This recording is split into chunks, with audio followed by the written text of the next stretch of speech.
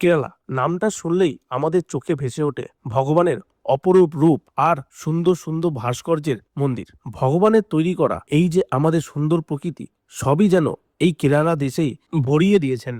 12টা জ্যোতির্লিঙ্গের মধ্যে একটি মল্লিকা অর্জুন জ্যোতির্লিঙ্গ আর পুরীর জগন্নাথ ধাম এই ভিডিওতে আমরা দেখব।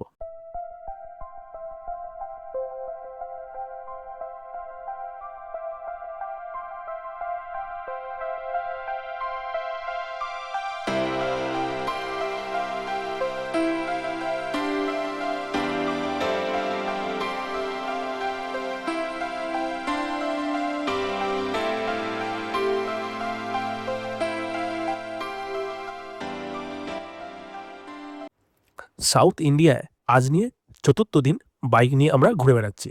লাস্ট দুটো ভিডিওতে আমরা তিরুচিরাপল্লী, মাদুরাই, রামেশ্বরম ও কন্যাকুমারী যা সাইট সিন আছে সেগুলো আমরা দেখে নিয়েছি। আজকের চতুর্থ দিনের সকালে আমরা কন্যাকুমারী থেকে বেরিয়ে কেরালার তিরুবনন্তপুরম সিটি যেটা আছে সেখানে আমরা যাব, আর তার সাথে রাস্তায় যা যা সাইট সিন পড়বে সেইগুলো আমরা দেখতে দেখতে কেরালা সিটিতে এন্টার করব।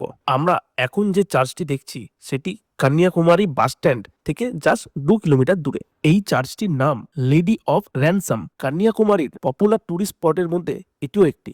আগের দিন রাতের বেলা আমরা দূর থেকে এই চার্চের মিনারগুলো দেখতে পাচ্ছিলাম, কারণ এটা জানুয়ারি মাস আর চার্চটা খুব সুন্দরভাবে লাইট দিয়ে সাজানো ছিল। তাই আমরা কন্যাকুমারী থেকে বেরোনোর আগে আমরা এই চার্চটা দেখে তারপর কন্যাকুমারী থেকে বেরোবো।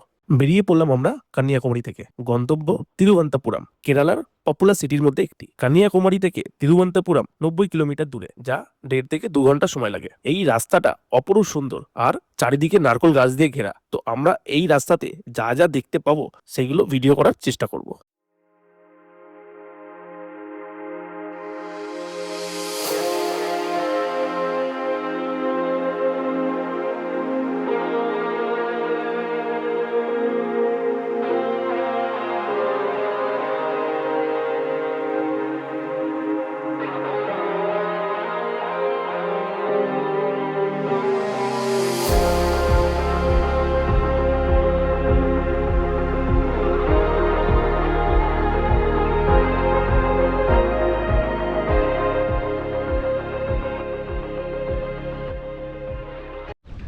কন্যাকুমারী থেকে আমরা বেরিয়ে গেছি সকাল সকাল। আমরা যাব পদ্মাপুস্বামী টেম্পল। তার আগে যাওয়ার পথে আমরা যা যা দেখতে পারি দেখব, আর কিছু সামনে দেখতে পেলে একটা বোট রাইডিং হয়, তো একটুখানি বোট রাইডিংও করে নিই।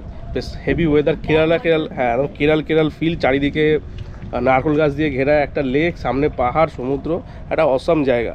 তো সেই জন্য আমরা একটা বোট রাইড করব। তো বোট রাইডের জন্য বসে আছে লাইন দিয়ে, যদিও বা কোনো লাইন নেই তবু ফার্স্ট লাইন দিয়ে আছে। জাস্ট বোট আসবে, বোট আসলে আমরা এইখানে বোট রাইড করব। দূরে দেখা যাচ্ছে পাহাড়, আর এই লেকটাই সামনে গিয়ে ব্রিজ টপ করলেই ডান দিকে সমুদ্র, কন্যাকুমারী যে সমুদ্র আছে সেই সমুদ্র। জায়গাটা বেশ ফাটাফাটি। এই এতগুলো বোট রাইড হয়, এই এত রকম টাইপ অফ। জায়গাটা বেশ সুন্দর, ফাঁকা, পরিষ্কার পরিচ্ছন্ন, অনেক রকমের অ্যাক্টিভিটি করা আছে বাচ্চাদের জন্য, বড়দের জন্য।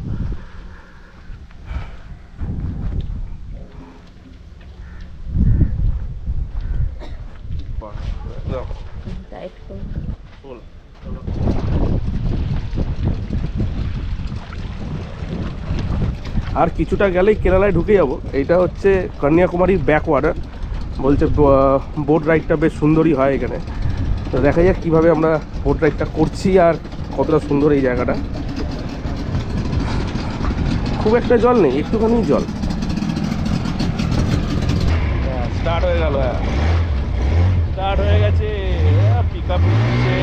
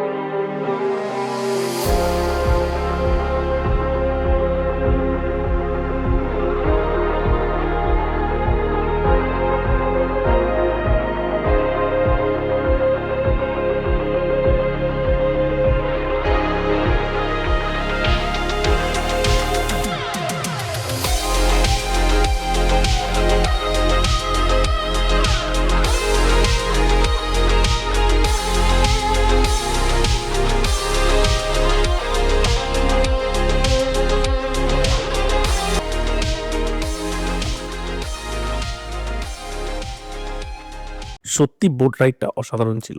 কিন্তু আমরা এখনো পর্যন্ত কেরাল ঢুকিনি, আমরা কন্যাকুমারীতেই আছি, কিন্তু আমরা কেরালের ফিলিংস পেতে শুরু করে ফেলেছি। বড় বড় পাহাড় আর সারি সারি নারকেল গাছের বাগান আর সুন্দর রাস্তা, রাইডটাকে উপভোগ করতে করতে আমরা তিরুবনন্তপুরমের দিকে এগিয়ে চললাম।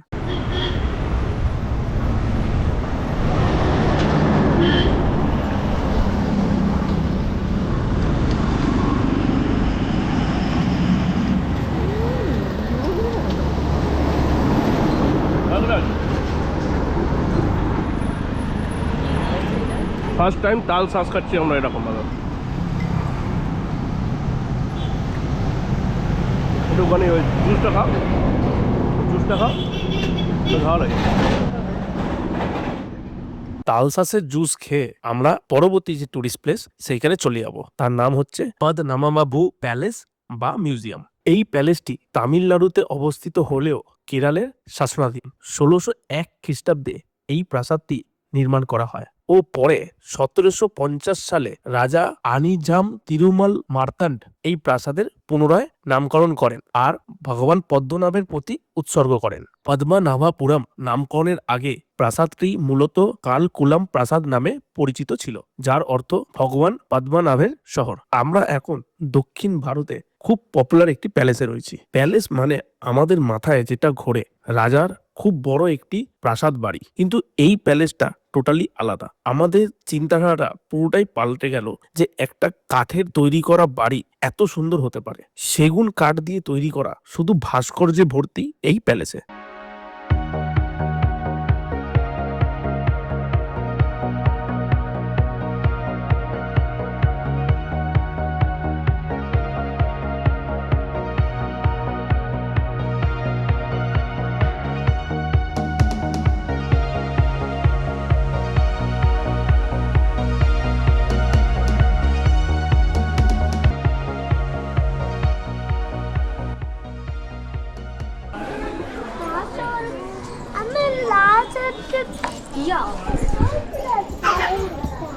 অনেক প্যালেস দেখেছি, এইরকম প্যালেস মানে আমাদের ওইখানে রাজা রাজনীদের যে রাজমহল হয় সেটা পুরোপুরি আলাদা, সোনা দানা বড় বড় প্রাসাদ।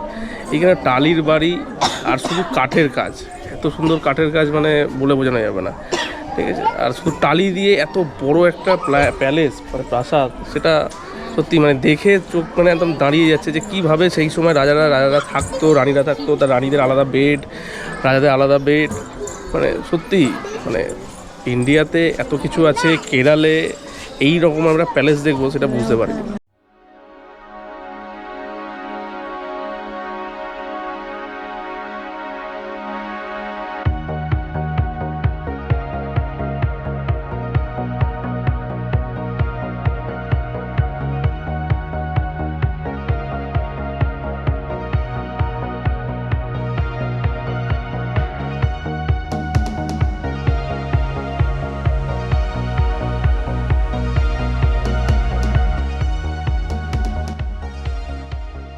এই অসাধারণ প্যালেসের সামনে দাঁড়িয়ে আমরা বেশ কিছু ছবি তুলে নিলাম। তারপর লাঞ্চ করে আমরা বেরিয়ে পড়ব পদ্মনাভস্বামী টেম্পলের দিকে। আমরা যেই কেরালের হাইওয়েতে উঠলাম, পুরো ভিউটাই চেঞ্জ হয়ে গেল। এত সুন্দর রাস্তা, মানে রাইড করতে এত ভালো লাগছিল সেটা বলে বোঝানো যাবে না।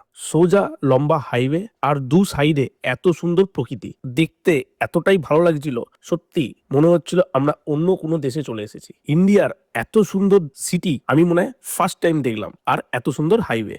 তিরুবনন্তপুরম সিটিতে এসে আমরা একটা হোটেল নিই ও তারপরে আমরা রেডি হয়ে চলে আসি শ্রী পদ্মনাভস্বামী টেম্পলের কাছে। পদ্মনাভস্বামী মন্দিরটি হলো বিষ্ণুকে উৎসর্গিত করা একটি প্রাচীন ও বিশ্ববিখ্যাত হিন্দু তীর্থস্থান। 2011 সালে আবিষ্কৃত এর বিশাল গুপ্তধনের জন্য বিখ্যাত, যার আনুমানিক মূল্য $22 বিলিয়ন বেশি। অনেকের মতে এই মন্দিরটি 5000 বছরেরও বেশি পুরনো। কলিযুগের প্রথম দিনে প্রতিষ্ঠিত হয়েছিল এই মন্দিরটি। এই মন্দিরে যে ভগবানটি রয়েছেন সেটি ভগবান বিষ্ণুর একটি শুয়ে থাকা 18 ফুটের মূর্তি। মন্দিরটিতে অনেকগুলি দরজা আছে, যার মধ্যে কিছু দরজা খুলে বিপুল পরিমাণে সোনা, হিরে এবং মূল্যবান রত্ন পাওয়া গিয়েছে, কিন্তু একটি দরজা সর্পতালা দ্বারা সিলমোহর করা আছে। কথিত আছে এই মন্দিরের আধ্যাত্মিক শক্তি এবং ঐতিহাসিক অভিশাপের সাথে গভীরভাবে যুক্ত। এই মন্দিরে ঢুকতে গেলে ছেলেদের জন্য ধুতি ও মেয়েদের শাড়ি, এছাড়া অন্য কোনো পোশাক অ্যালাউ না।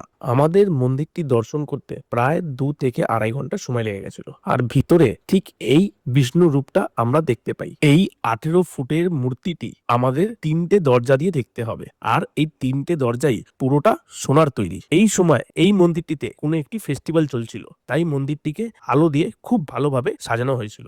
দিনের বেলা আমরা ছবি তুলতে পারিনি, তাই রাতের বেলায় কিছু ছবি তুলে আমরা আজকের দিনটা হোটেলে ব্যাক করব, আর পরের দিন সকালবেলা আমরা হোটেল থেকে বেরিয়ে যাব। মন্দির থেকে দর্শন করে ফেরার সময় আমরা দেখতে পেলাম সাউথ ইন্ডিয়ান ডান্স।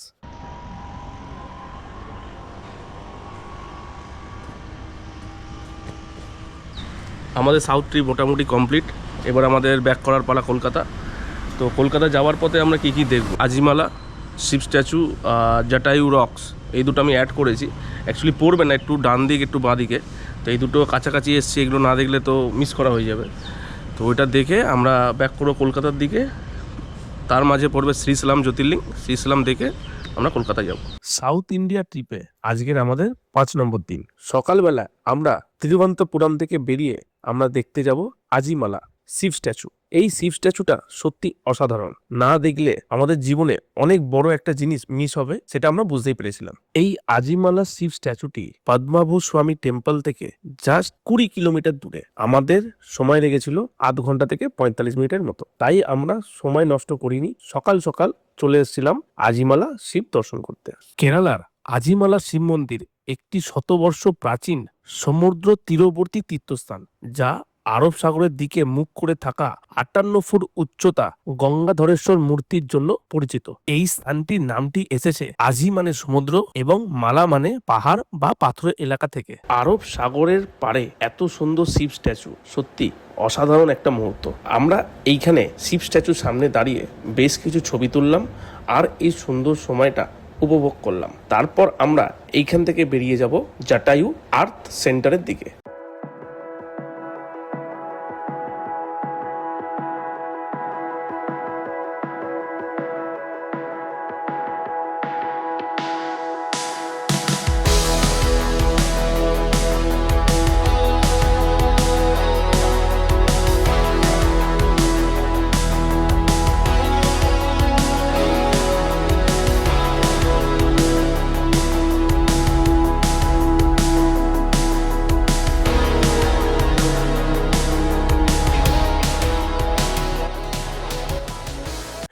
আজিমালা থেকে এই জাটায়ু আর্ট সেন্টার 70 কিলোমিটার দূরে, আর যেটা আমাদের সময় লেগেছে আসতে 1.5 থেকে 2 ঘন্টার মতো।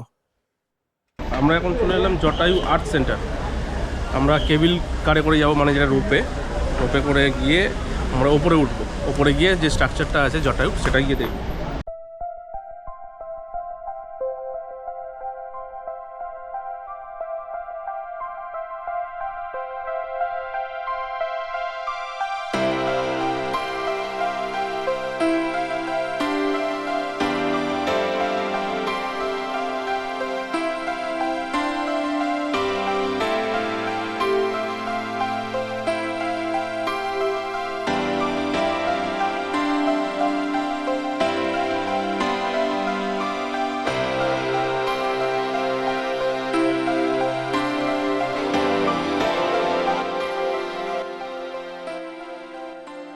ভারতের কেরালায় অবস্থিত জটায়ু আর্ট সেন্টার বিশ্বের বৃহত্তম পাখির ভাস্কর্য, যার উচ্চতা 70 ফুট।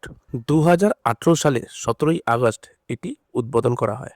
যখন রাবণ সীতাকে অপহরণ করে লঙ্কায় নিয়ে যান, তখন মহৎ পক্ষী জটায়ু তাকে রক্ষা করার জন্য রাবণকে আক্রমণ করেন। ওই যুদ্ধে জটায়ুর ডানা 2টি কেটে ফেলেন রাবণ। আহত অবস্থায় জটায়ু একটি পাথরের ওপরে পতিত হন। জটায়ু রামকে সীতার অপহরণ কথা জানান এবং অন্তিম নিঃশ্বাস ত্যাগ করেন। ভগবান রাম এই স্থানেই তার অন্তিম সংস্কার সম্পন্ন করেছিলেন। জটায়ু আর্ট সেন্টার আমাদের দেখা হয়ে গেছে, এবার আমরা ব্যাক করব। আমাদের রূপের আপ অ্যান্ড ডাউন টিকিটটা কাটা ছিল, তাই আমরা রূপে থেকে নামার সময় ঠিক এই ভিউটা দেখতে পেলাম।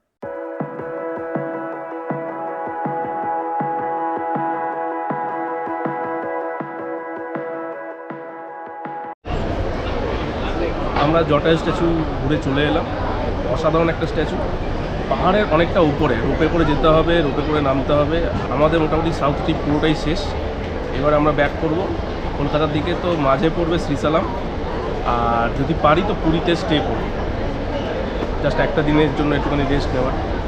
এবার দেখা যাক যে আমরা এইখান থেকে কলকাতা যেতে কদিন সময় লাগে। এখান থেকে কলকাতা প্রায় 2500 কিলোমিটার। তো এবারে আমাদের এই জার্নিটাই সবথেকে এখন টাফ জার্নির মধ্যে হবে, যে কীভাবে আমরা এখান থেকে 2500 কিলোমিটার কীভাবে কভার করি আর কত দিনে কভার করি। জটায়ু আর্থ সেন্টার থেকে মালিকা অর্জুন বা শ্রীশৈলম জ্যোতির্লিং ডিস্টেন্স হচ্ছে 1085 কিলোমিটার। আমরা আজকের অতখানি লং ড্রাইভ করতে পারবো না, অলরেডি আমাদের দুপুর 12টা বেজে গেছে। তাই আমরা রাস্তায় ডিন্ডিগুল বলে একটি সিটি আছে, সেই জায়গাটায় আমরা আজকের নাইট স্টেটা করব। আমরা ব্যাক করছিলাম কলকাতার দিকে। তো মাঝখানে একটা লেক পড়েছে, হেভি বড় লেক, এটা আমি গুগলে দেখেছি আগে ম্যাপে। তো সেটাই জন্য দাঁড়িয়ে গেলাম দেখতে যে কেমন জায়গাটা। বাইকটা নিচে রেখেছি। টুরিস্টরা আসছে। হ্যাঁ, টুরিস্টরাও আসছে, মানে ভালোই টুরিস্ট স্পট। এখানে বোটিং সবই হয়, অনেক কিছু স্পোর্টস অ্যাক্টিভিটি হয়।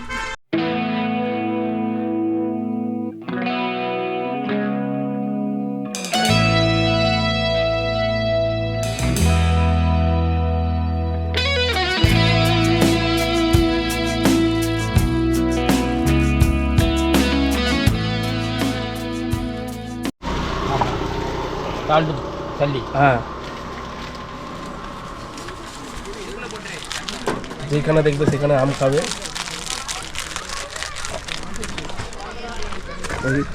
রিভিউ ভালো করে। খুব টক নেই। কিছুক্ষণ থেনিমালা ড্যামের সামনে সময় কাটিয়ে আমরা ডিন্ডিগুলের দিকে বেরিয়ে পড়লাম। 235 কিলোমিটার দেখাচ্ছে ডিন্ডিগুল, আর আমাদের যা সময় লাগবে 7 ঘন্টার মতো।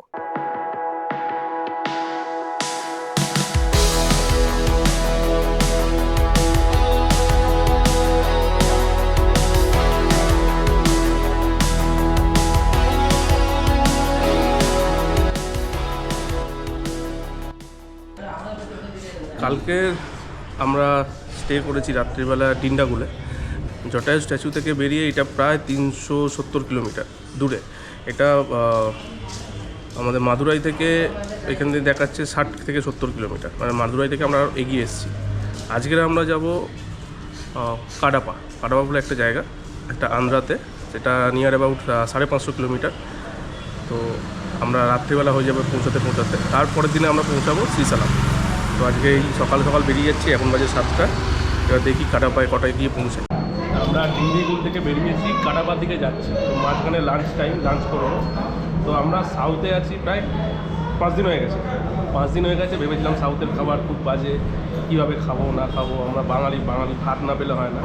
তো রোজই আমরা ভাত খেয়েছি, আমি ভাত খাইনি, আমি পরোটা খেয়েছি। বউ রোজই ভাত খেয়েছে। এরকম ভাতের সঙ্গে সাম্বার, পাঁপড়, বিট ভাজা। কালকে যেখানে খেয়েছি সেখানেও বেশ ভালোই খাবার। আমার পরোটা খারাপ লাগছে না, বেশ ভালো খেতে, মানে টেস্টফুলি খেতে। কি খাওয়া যাচ্ছে, না খাওয়ার মতো না। আগের দিন রাতের বেলায় কাডাপে আসতে প্রায় আমাদের রাত্রি 9টা বেজে গেছিল। পরের দিন সকাল আমরা বেরিয়ে পড়লাম শ্রীশৈলমের দিকে। কাডাপা থেকে শ্রীশৈলম 255 কিলোমিটার দূরে, যা সময় লাগবে 6 থেকে 7 ঘন্টা।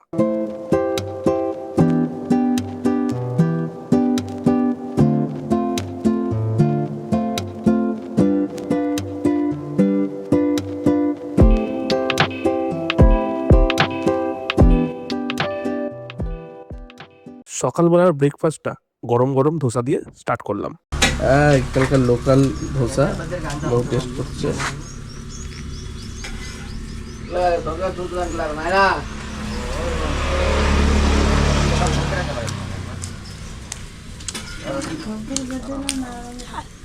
হ্যালো, আমরা সকালবেলা বেরিয়েছি কাডাপা থেকে শ্রীশৈলমের জন্য। তো আমরা শ্রীশৈলম চলেই এসেছি, আর 1 ঘন্টার মতো বাকি আছে।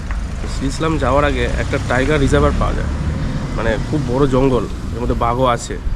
তো ওই জঙ্গল দিয়েই যাবো, দেখা যাক যদি কিছু বাঘ হরিণ দেখতে পাই।